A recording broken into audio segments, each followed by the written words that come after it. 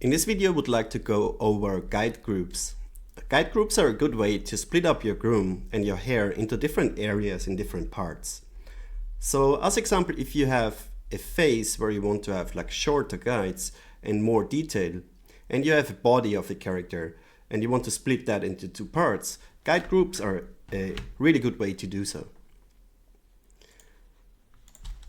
Let's make an example with a sphere. So we add some fur to that sphere and let Houdini create the structure for us.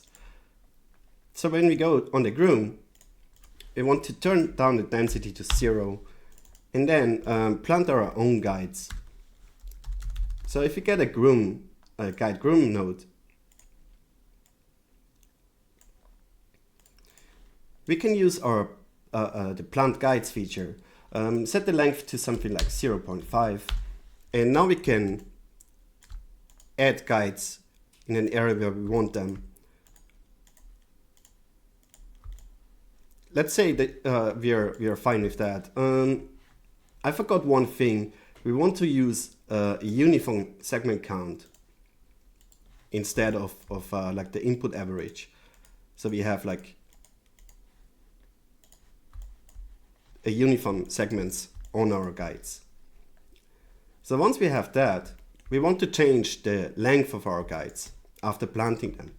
To do so, we could either directly do that in our groom node by adjust length and then adjust each guide separately, or we just paint a length attribute and use it in guide process node. So let's place a guide process node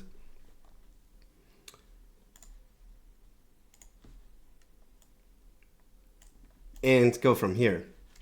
Before we continue, I would like to change the width and the color of our groom so we have like a better visualization. To do that, we go back to our objects, we go to parameters, and then we change what we see here. We want to have white curves.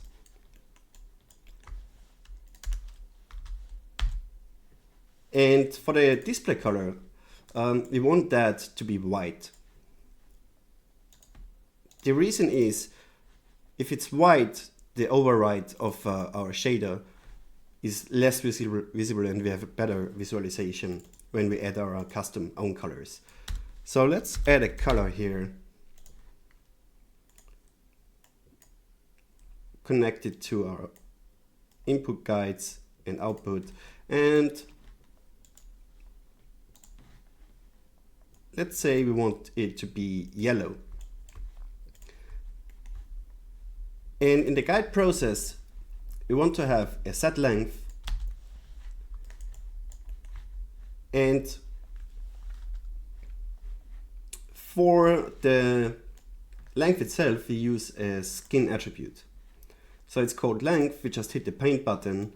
We get an error message in Houdini 18. That's a small bug where the attribute itself and the paint node, they're not connected correctly.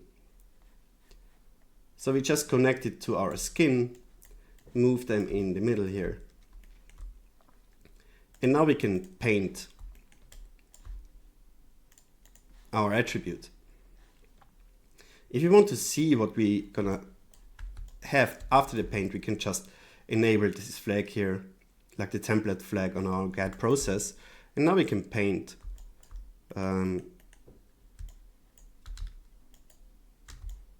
paint our length here. Okay, let's say that is already what we want. We can continue from here. And now after we adjusted the length, we want to actually adjust the shape itself of our guides. So we add another guide groom node here. And with the screen brush, we now adjust our guides.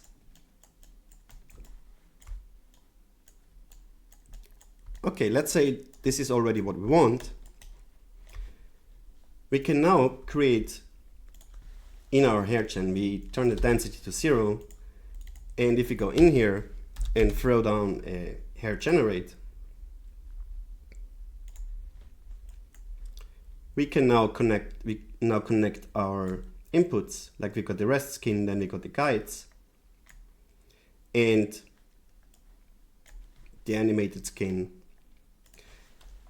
And on the hair gen, we turn off grow unguided hair, and we increase the influence radius a little bit. So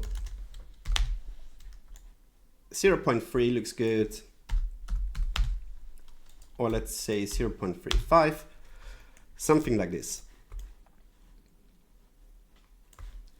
And you can also play like with the maximum guide count to reduce or increase the amount of guides which is used per hair.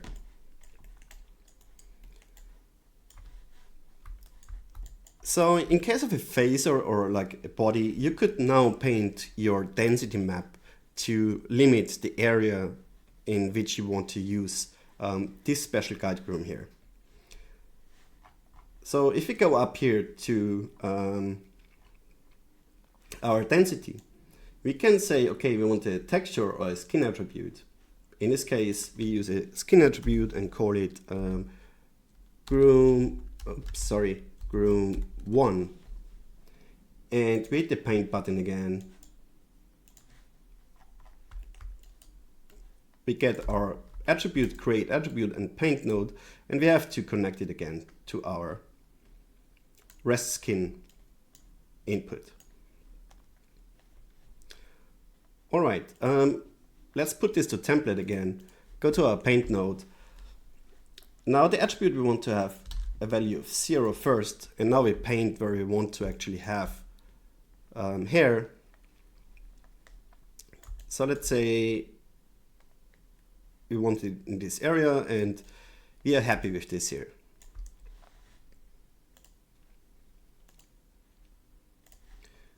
Let's see if we can change something here. No, that looks like good to me.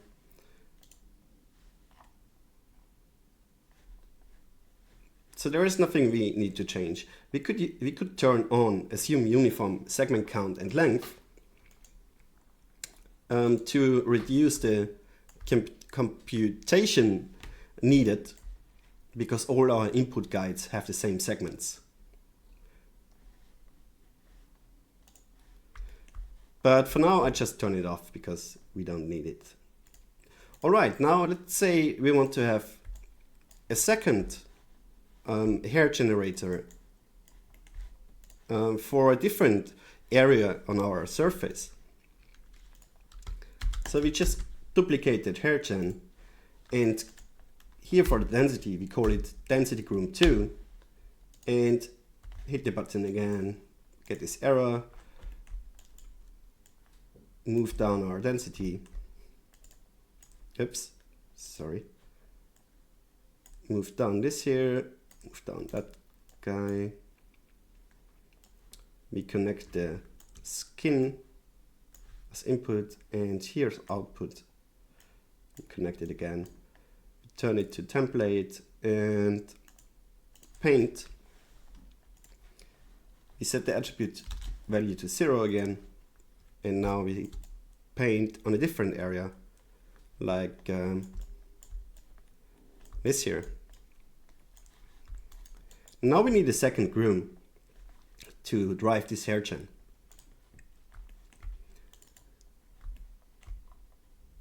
So in our groom node, what we do now is we duplicate part of the graph here.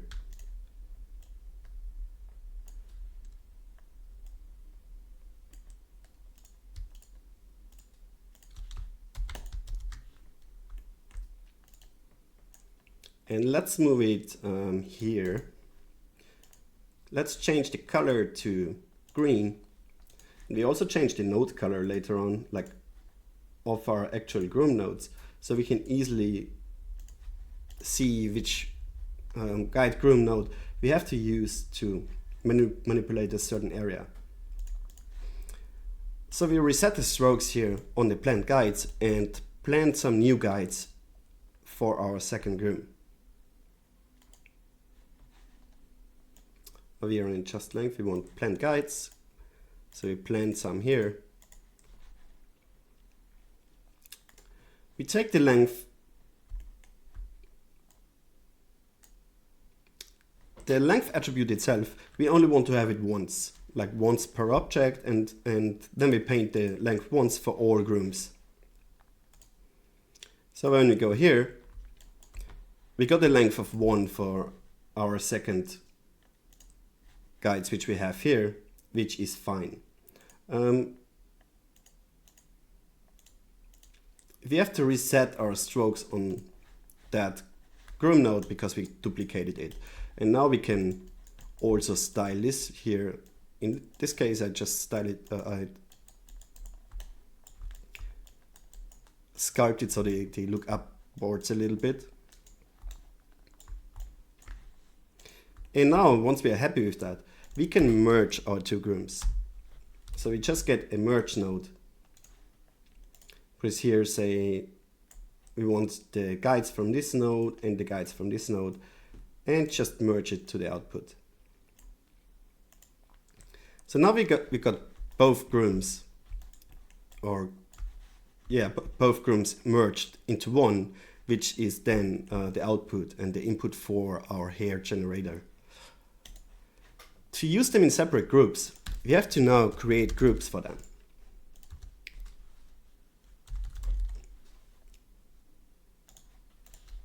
So we use two group nodes, one we feed here, and I can delete the merge input here again, and one we use here for the second groom. And now we call that groom 1 and groom 2.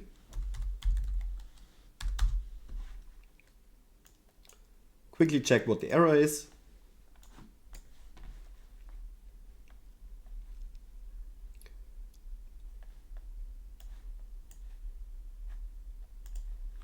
Oh yeah, it's not the base group. We have to change the group name and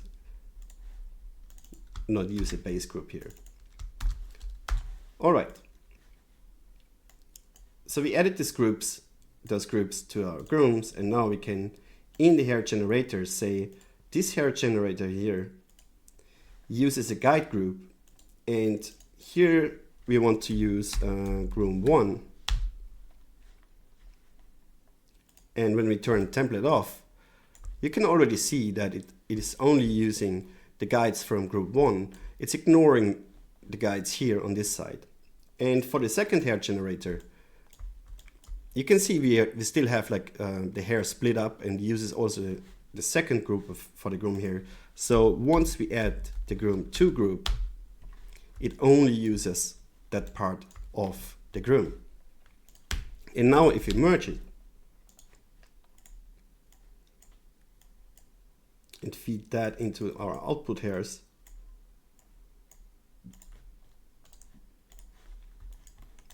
you see that we have one hair object which uses two sets or two groups of a groom.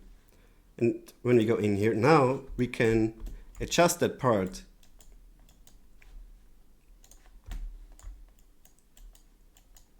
in this way. We can easily split our groom into certain areas and groups.